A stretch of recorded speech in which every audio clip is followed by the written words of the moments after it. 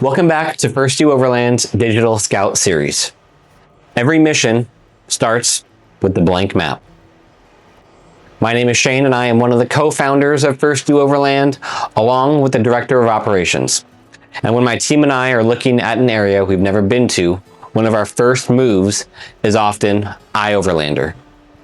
Think of this as your broad spectrum reconnaissance tool. It's a community-driven database that gives us the ground truth. We're looking for more than just a place to park the rigs. We're scouting for potable water sources, scenic points of interest, and prospective camp areas that others have already vetted. It's the easiest way to get a pulse on a new region before you ever leave the driveway. With that, let's transition over to the MacBook and the big screen and get to scouting. All right, so here we are, mainframe of iOverlander. Super straightforward. They do have a web app. I have not used the web app in a while. I generally do all of our in-field our reconnaissance on the iOverlander here at the home office, just because it's a little more user-friendly on the web, gives you a broader view, and it's also easier to import the waypoints into Onyx from here. So with that, let's go ahead and dive into it. We are, for reference, so I'm going to just go over here to Onyx real quick. I am busy planning our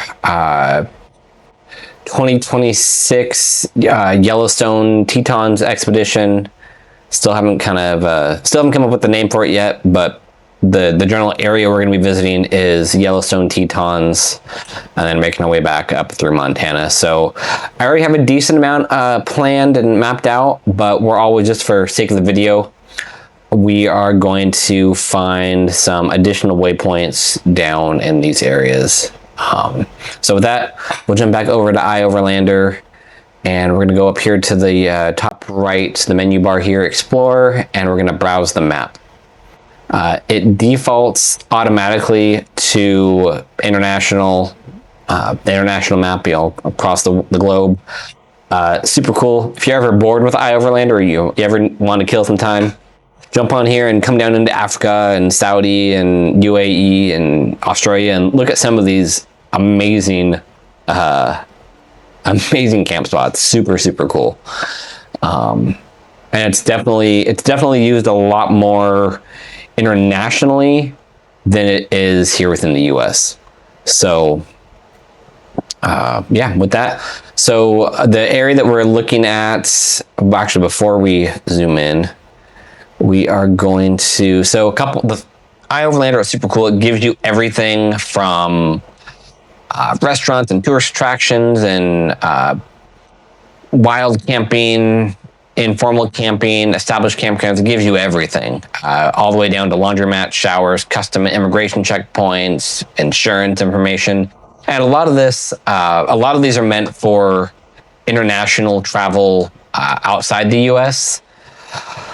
So the big ones that I use and my team and I use kind of when scouting areas we haven't been to, big one is wild camping, because that's wild dispersed camping.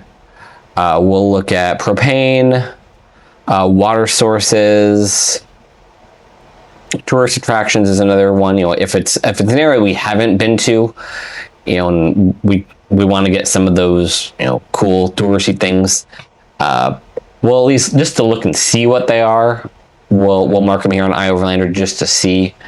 And then I think really that's pretty much it for now for this. So that it automatically defaults, and then okay, so we're going to be up everything from here in Wyoming so basically our route is going to be from pretty much the Seattle area. We'll go 90 over into Idaho, through Missoula, through Bozeman, and then once we get down to Bozeman, we'll drop down. So as you can see, iOverlander, it automatically defaults a lot of these. If there's a cluster of them, it defaults them into cluster waypoints, and then as you zoom in, it will just come a little bit more detail oriented. So yeah, so just for example, so these green icon, the green tent and moon icons, these are the wild camping.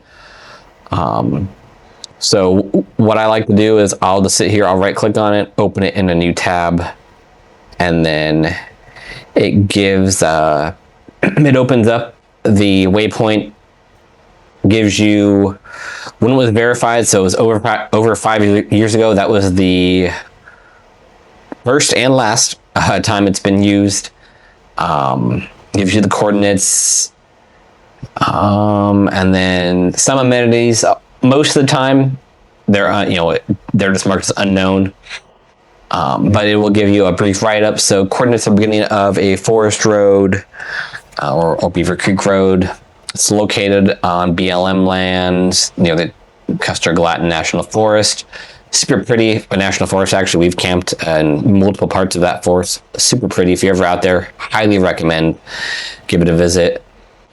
Several campsites along the road, marked with fire rings. Very end of the road is a large turnaround loop. Several cars parked in the middle of the day. Day hikers. Zero cell service. And yeah, so this isn't on our route as far as I'm aware. But just for sake of the video, I'm just going to show you kind of how I would go ahead and do this. So how I generally do is I'll copy and paste this into Onyx. Over into Onyx. Paste, search, and so basically it pulls it up where it is on the map. So yeah, like they said, and actually you can pretty much see what they said. So this is the start, the coordinates are the start of this trail, and we'll get into this in the next episode with Onyx, where we kind of go over the dispersed camping layers and all that. But what I could do is I could go here, add a waypoint. We're gonna do an X because it's not confirmed, and we're just gonna go dispersed camping and area.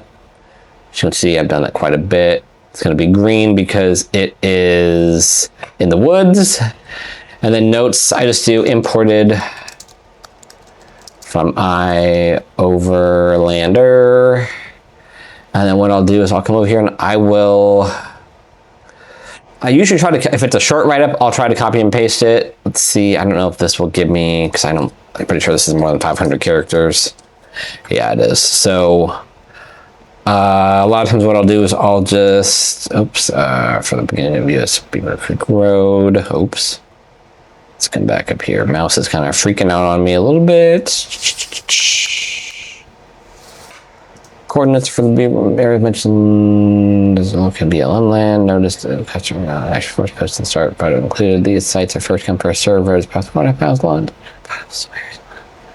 These are 7 campsites along the road and with the fire rings. And then I want to say something else. She said there's an area 0 cell service. So what kind of bears in area? No cell service.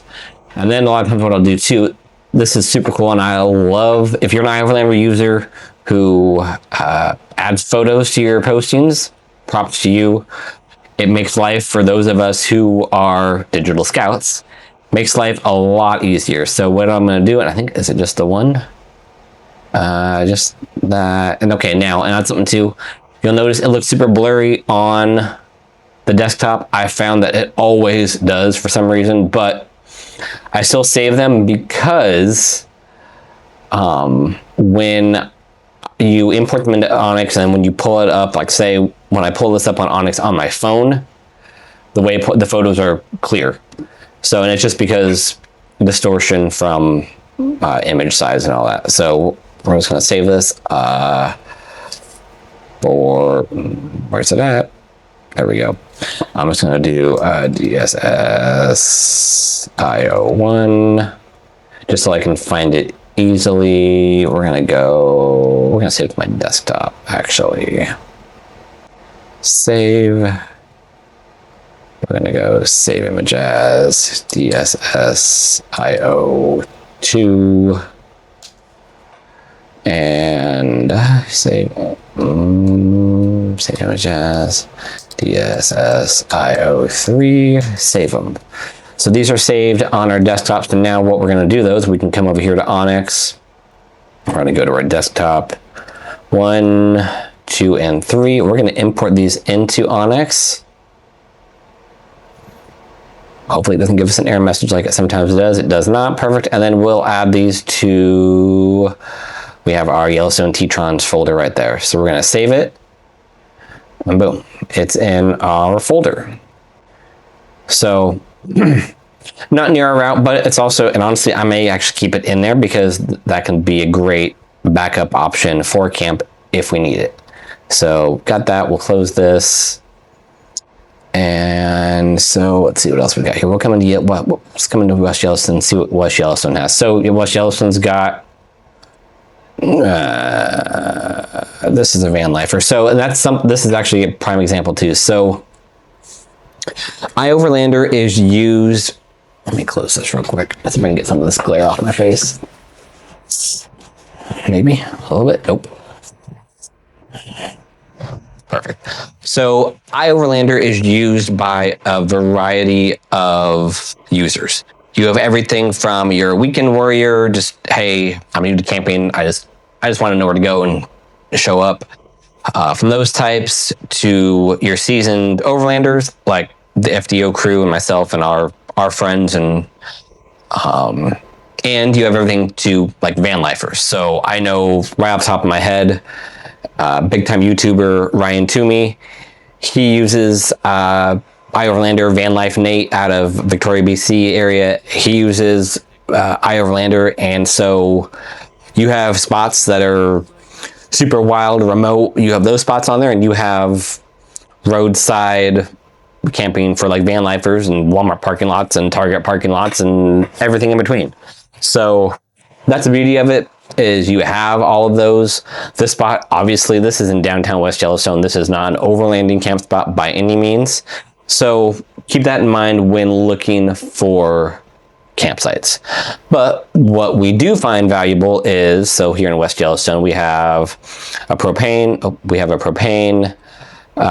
fill up. So we're going to open that one in a new tab, and we have some potable water and another propane right here at mobile gas station. So we're just gonna look at these. Same thing. Only propane in town in the off season. Also gas laundry. We kind of have to let me a 6-gallon water jug and a utility sink. That's awesome. Hey, props to you. Fire hole fill up. This was verified 2 years ago. Same thing, West Yellowstone Visitor Center, potable water inside the center at the water fountain. It looks like just the water bottles, but we were able to fill 2 6-gallon jugs. Staff said it was okay, and they were very helpful in kind. And again, this has been, it's been used multiple times. It was verified 6 months ago, September. So it was created back in August. Someone else verified it back in September of 2025. So super beneficial, super great intel on that. I would add, same thing for the trip folder. I would do the same thing. I would go here and I would copy and paste the coordinates into Onyx, add them to Onyx, and then they'd be notated as a fuel stop or water. But we'll get into that in the Onyx episode. Let's venture out here a little bit. Let's go back up north along our route out. So where are we at? Where is 90? Right there. And you know what? I'm going to filter out wild camping because we already have our camp spots pretty much nailed down for that. So let's just look at a couple other things. So potable water. Oh, you know what? Let me see. I think there are showers too. Because that is one thing. After being on the road for 11 days, we're definitely going to need some showers. So let's go. What do we have up here? Also something too. So when you're on iOverlander, you will occasionally run into icons that are grayed out.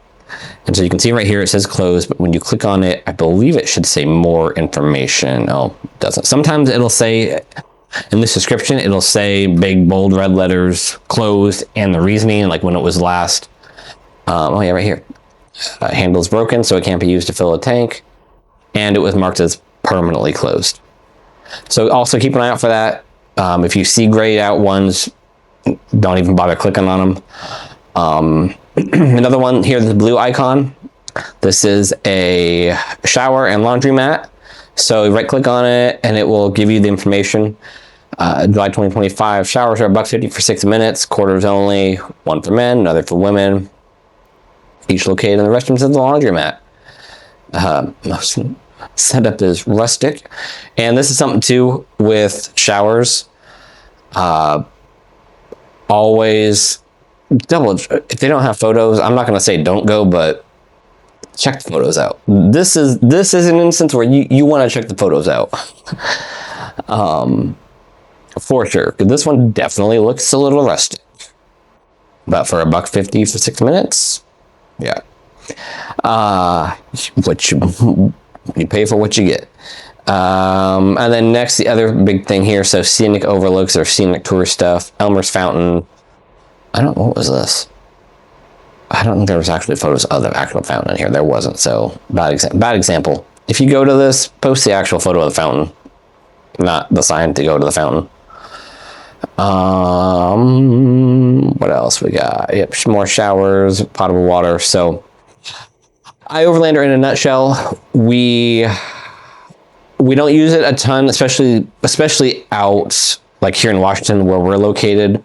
Occasionally I will look, I'll use it. So like when we do maybe some out of season camping, so about early March 2026, we did our Eastern Washington, season 3 of our Eastern Washington Adventure Series. And we went up to the Winthrop Wenatchee area, and we haven't done, it's been probably, 14 years since I've been out to Winthrop. And even back then, we stayed actually at Sun Mountain Lodge for a work conference. So I have not camped in Winthrop. I haven't camped in Wenatchee, that area. And so I wasn't super familiar with it. And being late winter, early spring, wasn't sure what was accessible and what like camping was. And so I did jump on iOverlander and I did look at some spots in the area and scouted some spots and referred back to posts from March, April, that time frame on what conditions they had and such. And so it was able to give me a good idea. Now, granted, this year, 2026, snowpack was minimal. And so we were able to camp in some higher elevation spots that I had scouted on Onyx. But generally, local, when we're hitting green water, when we're hitting the peninsula, the Olympic Peninsula, when we're hitting spots that I've been to before, areas that we have hammered before, I generally tend to stay away from iOverlander. There's no need for it in that aspect of it. But from the out-of-state trip aspect, it's a great resource. And for something like our Yellowstone Tetons trip, where it's going to be, I want to say it's going to be 11 or a 12-day long trip, and we're going to need to more likely refill potable water. We may need to refill propane for not only cooking, but for our fire pits if there's a burn ban, and showers and all that. iOverlander is a fantastic, fantastic resource. All right. So iOverlander has given us the basic recon on where people have had success in the past. It cuts down on that initial guesswork massively. But here's the critical part that separates a standard traveler from a true digital scout. iOverlander only tells you where people have already been. In the next episode, we are taking this broad intel and moving it into Onyx Offroad. I'm going to show you how we use Onyx to master land data, verify dispersed camping regulations, and crucially utilize their 3D terrain viewing to actually find the camp spots and the trails with the most epic views. We're going to find that true solitude that you can only find in the great outdoors. We're building this series out in real time, and we want to make sure it answers your specific planning problems. So if you have questions on iOverlander specifically, or if there is any other aspect of the trip planning process that you're struggling with, drop those in the comments section down below. We actively monitor the comments and are more than happy to address specific workflows and questions in the future episodes that we do. If you're new to First Due Overland and want this full 6-part blueprint, don't forget to hit that subscribe button and hit that bell to get notified every time a new episode drops. The full Digital Scout playlist is linked right here on the screen, so you can follow the entire mission from start to finish. I'm Shane with First Due Overland. Thanks for watching, and until next time, we'll see you on the trail.